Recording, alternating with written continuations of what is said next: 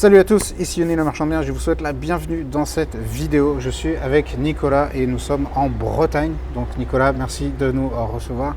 Plus précisément, on peut dire la ville? Oui. On est dans la ville de Morlaix, donc en Bretagne comme je vous le disais. Et vous allez voir, des très grosses marges peuvent se cacher derrière des biens qui peuvent ressembler un petit peu à des bouses à première vue. Donc c'est un petit peu le cas de figure de l'immeuble que tu as trouvé. Exactement. À première vue, ça avait l'air d'être vraiment dégueulasse. Ce que je vous propose, c'est qu'on attaque par le local commercial. En plus, il commence à faire sombre, il n'y a plus de lumière, donc il faut qu'on aille vite. Donc Nicolas, on te suit. C'est parti. Allez.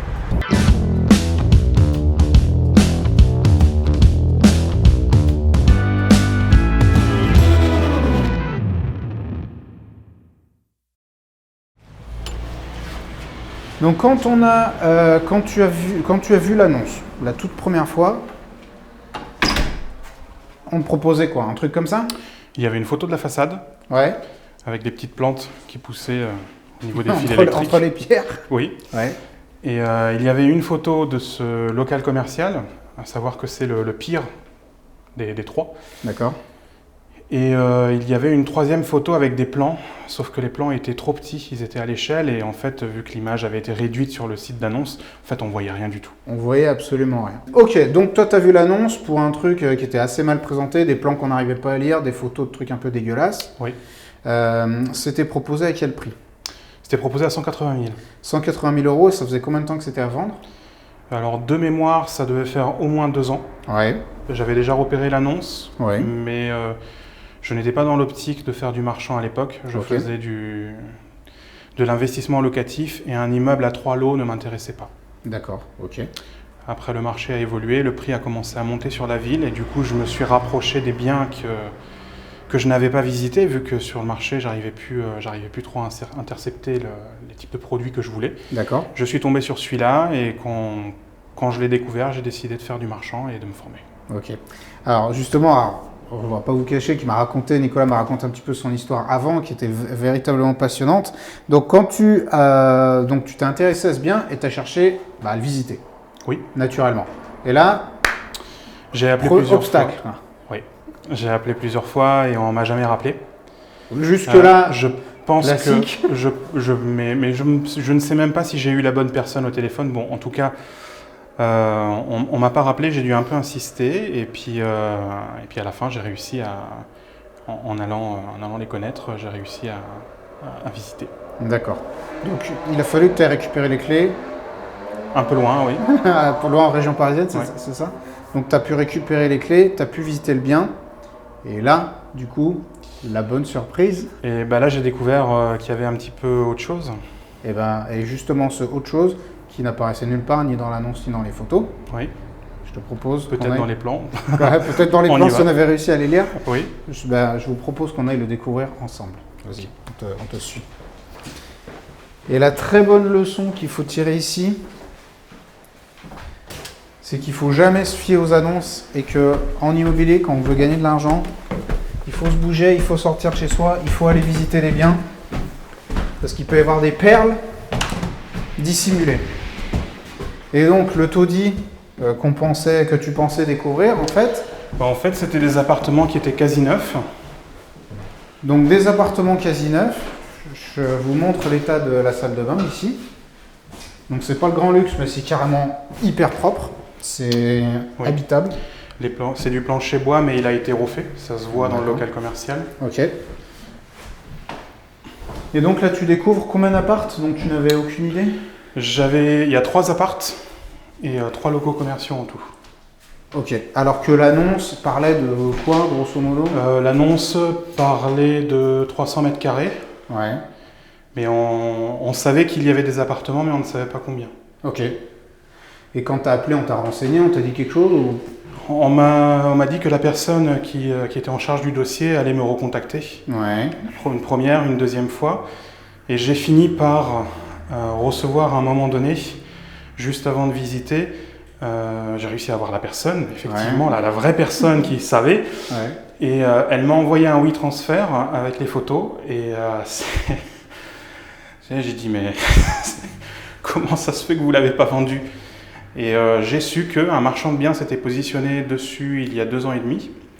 mais il voulait l'immeuble entier et il ne voulait pas avoir les 2 locaux commerciaux d'à côté. En fait, il voulait vraiment faire une opération très rapide et pas s'embêter avec les lots qui étaient en copro de l'autre côté. D'accord. Et depuis ? Depuis, lui, plus aucune nouvelle, plus aucune visite. L'annonce était datée sur les sites. Donc du fait, personne ne regardait parce qu'elle n'était pas réellement fraîche. Et puis j'ai réussi à visiter. Quand j'ai vu les photos et quand j'ai pu visiter, j'ai dit ok, on y va. Donc il y a cet appart et il y a ce studio. Il y en a un autre en face qui est un petit peu plus grand et il y a un duplex en haut où on peut faire une passerelle pour accéder à un jardin.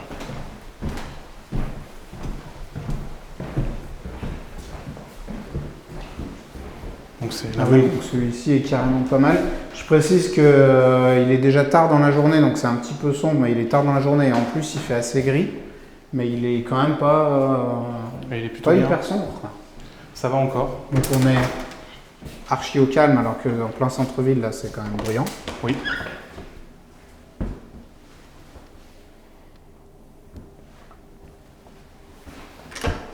Donc il y a cet appart et il y en a encore un autre. Et il y en a un grand en haut. Ok. Je vais vous montrer. Ah oui, qui est vraiment grand. Et il y a l'étage au-dessus aussi. Qui fait la même surface? Oui, en mansardé, mais oui. Ah ouais. Avec des toilettes à l'étage aussi. Donc c'est vraiment très très grand. C'est très très grand. Ok. Donc là, ça appartenait à un assureur, on va dire. Oui. On va taire son nom pour ne pas lui faire honte. Mais voilà, c'était une assurance qui était propriétaire de cet immeuble. Exact. Qu'il avait confié une régie qui faisait vraiment n'importe quoi, comme à peu près beaucoup de régies. Une fois que j'ai réussi à avoir la personne qui s'en occupait, parce que bon, j'ai essayé de tomber sur la vidéo, la personne qui s'en occupait, elle a été réactive. En fait, le problème, ça a été réussir à rentrer en contact avec cette personne. Ok. Donc les personnes de l'agence, les premières que j'ai appelées, j'ai l'impression que c'était une bouteille à la mer. Ouais. Et il y a plein de biens comme ça, c'est un truc qu'il faut savoir, c'est qu'il y a plein de biens, en fait, quand ils appartiennent à des grosses institutions et que c'est confié à une régie, et ben en fait, personne ne sait. Au final, quand ça traîne un peu, ça passe de main en main, et puis au final, le bien, on l'oublie. Et à la fin, plus personne ne sait même que ce bien existe. Il m'arrivait d'appeler, tu vois, genre Lyon Métropole Habitat, qui gère, tu vois, beaucoup de logements sur Lyon, mais ils avaient oublié qu'un bien existait. Il était vide depuis des années, et personne ne s'en occupait. Donc on est sur le même cas de figure. Voilà. Donc, au niveau du timing, toi, tu as visité cet immeuble quand? À la grosse louche. Oui, je suis rentré il y a un an. Il y a un an, donc en août 2020. Plus ou moins, oui, ça devait être dans ces eaux-là. Ok. Donc tu visites l'immeuble, on va dire, à l'été 2020, et tu fais ton offre à quel moment? Je fais une première offre assez rapidement, je crois que c'était septembre déjà, en revenant des vacances. Je fais une offre à 20 000 € en dessous. D'accord. Donc j'offre 160. Ouais. Ça grince un peu des dents de l'autre côté. Ils sont pas d'accord pour baisser de 20 000 €. Ouais. Et alors que ça faisait des années que c'était en vente. Oui, alors que ça faisait des années. En plus, la taxe foncière est de 5 000 €. Donc bon, ils sont pas vraiment d'accord. Ça traîne un peu. Ils essaient de 170. Et je dis que non, 170, non, je suis pas intéressé. Du coup, ils reviennent vers moi quelques semaines après, ils me disent oui, 160, mais vous êtes sûr d'avoir le financement, on ne veut pas travailler pour rien, etc. Ouais. Et moi, j'avais encore retravaillé un petit peu l'immeuble et j'étais rentré en contact avec le syndic de propriété de l'autre côté. D'accord. Où il y a les locaux qui sont en copro. Parce qu'on précise qu'il y a cet immeuble, mais à côté, dans l'immeuble d'à côté, il y a encore des locaux commerciaux. Voilà. Et ces 2 locaux commerciaux en copro, il y avait eu 2 ans auparavant un vote pour refaire la toiture, avec des fonds qui avaient été déposés, mais la toiture n'a jamais été faite. Ok. Et la foncière n'avait pas payé. Donc, ils me disent OK 160, et je leur dis non, c'est plus 160. Regardez ce que je viens de découvrir. Alors l'agence, elle me dit qu'elle ne savait pas. Et donc j'essaie de tirer un peu le prix. Elle me dit OK, vous voulez une ristourne, c'est ça? Je fais j'aimerais bien qu'on partage à 2 les frais de toiture.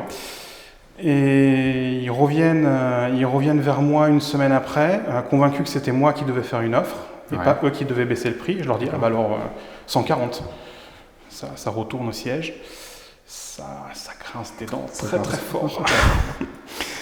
Et puis j'ai fait l'offre quelques jours après le confinement. Ouais. Donc en gros, ils ne pouvaient plus faire visiter, ils ne pouvaient plus rien faire. Et une semaine après, ils sont revenus, ils ont dit ouais, bon, ok, 140, mais c'est tout, vous baissez plus maintenant. Donc le deuxième confinement de l'automne 2020, Ouais. c'est ça? Ouais. Ils ont dit ok, donc à partir de là, j'ai commencé à chercher des vidéos sur internet pour voir comment on peut faire des achats-reventes. Ouais. Et je raconte toute l'histoire. Convaincu d'avoir une grande expérience en immobilier locatif, je me suis dit, j'ai pas besoin de prendre des formations, etc.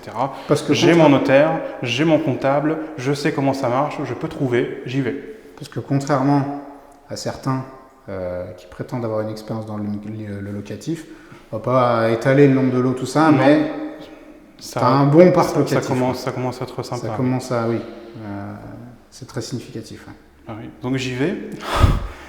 Et je reçois pas un compromis, je reçois une promesse de vente de 46 pages avec plein de petits articles, de choses, de règles, de dates à respecter. Donc je signe cette promesse de vente, mais ça a été une première alerte comme quoi peut-être qu'il y avait des différences. Et puis ça fait peur, quand c'est légal, ça fait peur. Ouais, c'est sûr. Donc c'est à partir de là que j'ai commencé à me retourner vers des gens qui étaient du métier, mais sur Paris, le métier est totalement différent. Et mes amis étaient sur Paris, ceux qui faisaient ce métier-là. Donc j'ai commencé à chercher sur Internet et je suis tombé sur tes formations. J'ai fait ta formation et heureusement parce que il y a des choses qui se sont passées après. Quoi, c'est-à-dire? Bon, j'ai failli signer des choses qu'il ne fallait pas signer. Ok, donc ça t'a évité certaines erreurs. Ça m'a évité certaines erreurs. J'en ai fait certaines, petites, mais ça m'a permis d'éviter des grosses erreurs. Oui. Ok, parfait, super. En termes de... Donc là, tu es propriétaire depuis quand? J'achète dans une semaine. Ok.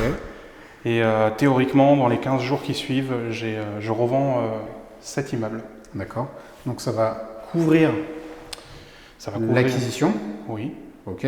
Ça fait plus que couvrir l'acquisition ou ça couvre l'acquisition? Du coup, j'ai acheté la totalité à 140 000 et je revends 7 immeubles-ci avec les 3 appartements et un des locaux en bas, 170 000.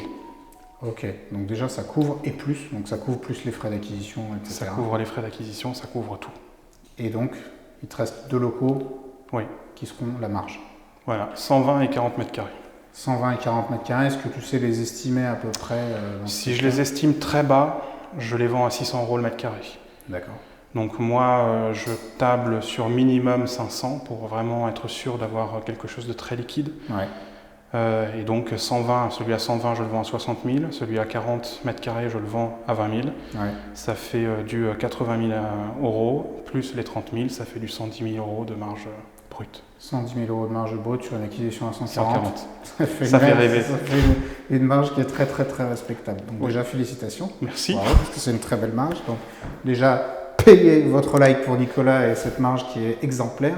Et c'est cool de voir qu'effectivement tu as poussé une porte, tu as trouvé t'es allé gratter, tu t'es pas laissé décourager par le gars qui voulait pas te répondre, puis l'autre qui savait pas, puis l'autre qui savait pas, tu as gratté jusqu'à ce que tu découvres la belle surprise. Exactement. C'est une très belle histoire, on aime bien ça dans l'immobilier, ce genre d'histoire. Oui, ça arrive pas souvent, mais quand ça arrive, ça booste. C'est très cool. Parce que justement, du coup, toi, moi, ce qui me saisit toujours, c'est quand je rencontre des personnes comme toi qui ont vraiment une bonne expérience dans l'immobilier, qui ont déjà tu vois, un parc locatif ou autre qui est substantiel et qui me disent bah oui, malgré tout, j'ai pris une formation parce que je sentais que j'en avais besoin. Parce que tu vois, par exemple, en locatif, tu es 10 pas en avant par rapport à moi. Peut-être, oui, on va en discuter. Mais il y a une réelle différence. C'est-à-dire que l'immobilier locatif, c'est peut-être un petit peu moins professionnel, déjà. On n'a pas forcément besoin de dialoguer avec les mêmes personnes. Les urbanistes, les adjoints au maire. Sur ce projet, j'en ai pas forcément eu besoin, mais j'ai vu l'intérêt de tout ce qu'il y a à faire. J'ai vu les explications et les astuces sur les TVA sur marge, comment faire, détacher les terrains, les cabanes, etc. Il y a plein de petits détails en fait qui sont intéressants à savoir. Et on se rend compte qu'on passe du monde de l'investisseur privé où si on se rate, ça fait rien, on revendra l'immeuble, on trouvera bien un pigeon qui le rachètera. Où on est dans le pro et on ne peut plus vraiment se rater. Ou sinon, si on se rate, derrière, ça paye très très cher avec les intérêts bancaires, si le bien ne part pas. Et par contre, on a la possibilité de peut-être de faire encore plus de marge qu'avec l'immobilier locatif. C'est pas exactement le même but. Ouais. Donc tu as quand même appris des choses Ah oui, malgré énormément. ton expérience dans l'immobilier. Énormément. Ouais. C'est un métier. Ouais. Ça s'improvise pas. Ok, parfait. En tout cas, Nicolas, merci beaucoup de nous avoir reçus. C'était très cool et super instructif. J'espère que cette vidéo vous aura plu. Payez votre like et laissez un commentaire de félicitations pour Nicolas. Je suis sûr que ça vous fera très plaisir. Et en tout cas, merci de nous avoir reçus et je vous dis à la prochaine.